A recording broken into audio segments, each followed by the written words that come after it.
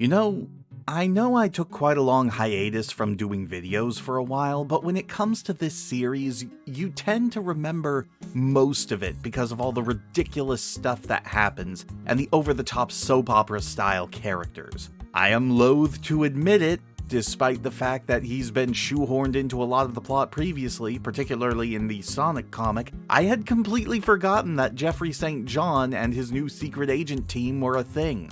How nice it is, then, that this comic is here to remind me, with a cover suggesting that Knuckles is going to be meeting up with Jeffrey and friends, and probably won't be very friendly with them off the bat, with the computer console at the bottom suggesting that the Brotherhood is watching the proceedings. Well, at least one of these things is true. The cover itself is actually pretty good, with the snowy landscape fairly well rendered, even if Knuckles looking sopping wet like that looks a bit more gooey than I think Spaziante meant it to be. The hyper-detailed hands and gloves are a bit much, and it's on full display in the foreground with whoever's watching this scene, but you can also see it in Jeffrey and Valdez's hands as well. The characters all look pretty good, though wow, Knuckles really stands out on that bright white background compared to all the black and white and duller colored characters he's surrounded by. We open on a camouflaged plane flying through an extremely stormy sky. The plane contains Jeffrey and his team, and is surprisingly being piloted by Antoine of all people, who is unusually serious here, not even cracking wise, before making sure that the team knows that if they miss the rendezvous, it'll be several months before they can come and retrieve them. The team parachutes down onto the floating island, revealing that it's very snowy down there right now. Valdez pointing out that this is pretty strange, as there's only supposed to be one place on the floating island that has any snow on it, and they're a long way from that. After identifying that they're near the Sandopolis ruins, they start heading north toward what Jeffrey refers to as the compound. However, the team is already being observed via hidden camera by Locke in Haven, who muses to his father that with the Acorn Royal Guard around, now led by the son of a former commander, things are about to heat up around there a bit more. His father even mentions that if they're here and get wind of something, they might think that the floating island's gone back on their word. Locke says that maybe it would be for the best if that happened, as it might force their hands and make them more open to working with outsiders in general, as the Fire Ants had suggested before several issues ago. Not exactly how I remember it being said, but at least this sounds a little bit better than the whole we gotta protect our own interests stuff that was talked about before. Locke even takes a moment to praise Knuckles for being the first Guardian to truly look after the floating island as a whole, concerning himself with everyone's well-being rather than just the well-being of Echidna's. Yeah, that kinda tracks, considering you abandoned him in the wild, leading him to believing he was the last of his kind. What sort of Echidna interests was he going to look out for exactly? Their conversation is interrupted by an emergency beacon sent out by a crash-landing government craft, and while Locke is initially going to just let the constable handle it, when he sees that it's Lara in the craft, and it looks like she was the only one who was driving it, he immediately starts to storm off, intending to have some words with his ex-wife. Always good to see that he's deciding to involve himself in his wife's life without her permission or consent, isn't it? Wonder if she knows he's got her and pretty much everyone else under constant surveillance. As he storms out and his father fills his seat, we cut over to Echidnopolis proper, where Knuckles and Julie Sue are heading over to his mother's apartment to avoid the chill that seems to be spreading throughout the island, as even the city seems to be covered under thick snow. As they're walking, Knuckles notices something under the snow, which turns out to be a freezing woman who collapsed due to hypothermia, and is worried about her baby back at her apartment. Knuckles runs over there to make sure the kid's okay, wondering why she would have left the kid there all alone. He discovers that the child's okay, if a little rank, and then we immediately cut over to Winmaker getting out of the shower and being greeted by Remington, who is aware that Lorelei was out piloting a hovercraft and that went down in the storm.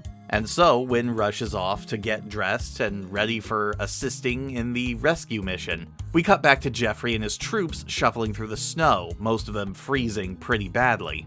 They continue on through the storm, spotting a structure in the distance, with Bomb and Heavy accompanying Jeffrey to take a quick look and scope things out with him.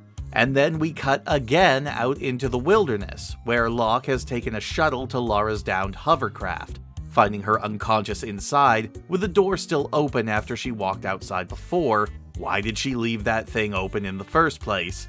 And checks her over to make sure she's alright. Lara comes to and is, less than happy to see that it's her ex-husband who has shown up to help her, even stating that she wouldn't be in this kind of mess if it weren't for him. Before we can get any more information, we cut away to Knuckles as Julie Sue arrives at the apartment with some officers. Knuckles hands off the baby before he's led outside to a pretty serious-looking snow traversal vehicle where Remington and Winmaker catch him up to speed on the situation with Lara, clarifying a few things, including the fact that Lara was authorized to use the craft before things started to get nasty, but that she was heading off to the Forbidden Zone specifically to meet with Locke. So, wish granted, I suppose? Back in Haven, Morituri comes into the recon room looking for Locke, only to discover that he's not only not there anymore, but left the complex entirely after a distress call from Lara, with Morituri worried that they might discover his secret, and that he might have to take drastic actions sooner than anticipated.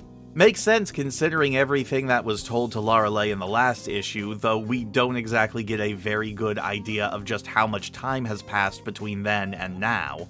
We cut again to Jeffrey's team, where they've apparently found what Jeffrey refers to as the Royal Compound.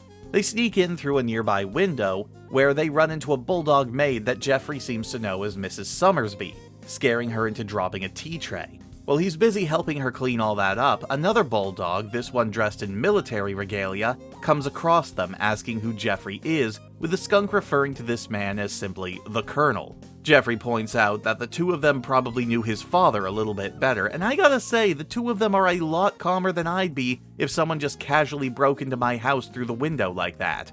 Jeffrey explains that the king sent them to the floating island to find Queen Alicia, since she was brought there, and the compound seemed like a good place to start. However, when Alicia is mentioned, a new figure appears, saying that someone has mentioned their mother. And we end on the appearance of one of the most contentious characters to be introduced in this comic. Oh boy. This was yet another mile-a-minute issue that really comes out of nowhere with all the stuff that's dumped on us right away. First off, if you didn't follow the Sonic comics, there might be a chance you wouldn't be up to date on Jeffrey and his team, and might be a bit confused on what's going on here. Add to it, they don't really get to do a lot in this issue, or at least most of them don't. Jeffrey's the one with the most obvious screen time, and while the others do get to quip a few times, it's not really like there's a lot of banter between teammates here. They talk aloud, but they don't talk to each other much, if that makes any sense. The only one of them who makes a lot of meaningful contributions right away is Valdez, mostly because he's the one who has experience with the floating island. The Knuckles stuff just sort of zoomed by, and once again, Knuckles is more of a spectator to things happening around him. He does get a chance to be somewhat heroic, going to check on the woman's baby and getting her to a hospital, which does a good job of showing that he is invested in other people's well-being, which is a nice change from his above-the-law behavior of the last issue. While Locke and Lara's scenes are pretty brief as well, I can't say I'm not interested in getting some more information on what led to their relationship deteriorating. Though considering the major reason became a bit of a meme in this comics community in later years, the major reason for it has been baked well into my mind for years now. While Lara didn't demonstrate the best sense in self-preservation, leaving the door to her downed craft open like that, given everything we've seen of Locke up to this point, I'd say she's pretty justified in not wanting to be near him, even though her goal was to meet him about something. I'm assuming it's about Morituri. In fact, it's the perfect time in this entire comics run to finally demand some straight answers. And then there's Morituri's sudden freakout. It did take me a while to realize this reading through the issue, but his freakout would make sense if he were aware that Lorelei knew about what Tobor had told her. But the thing about it is he wouldn't know that. As far as we know, he doesn't even know that Tobor was discovered or that he left already. The fact that Remington doesn't bring up Kragok disappearing to Knuckles also seems strange considering, all the security that he was putting up in that instance. We're not even entirely sure how long of a gap has taken place between the end of the events of the last issue and the start of this one, as I pointed out. So the sense of time isn't the best either. It's very confusing. Overall, this is a quick but rough start. The most interesting stuff happening right now in the start of this story is Jeffrey and his team's mission, but once again, we have a situation where more wrinkles are being added to an already messy sheet. And for every answer that we've been given, and every mystery that we solve, another complication starts to drop out of nowhere. And we're right back to the point where all of these moving parts are making the overarching story harder and harder to follow. And given what's coming next issue, it's only going to get that much more difficult to follow. So please buckle up for when we take a look at Knuckles the Echidna issue 20, and pray that I can actually keep all of this straight in my head. I'll see you next time, everyone.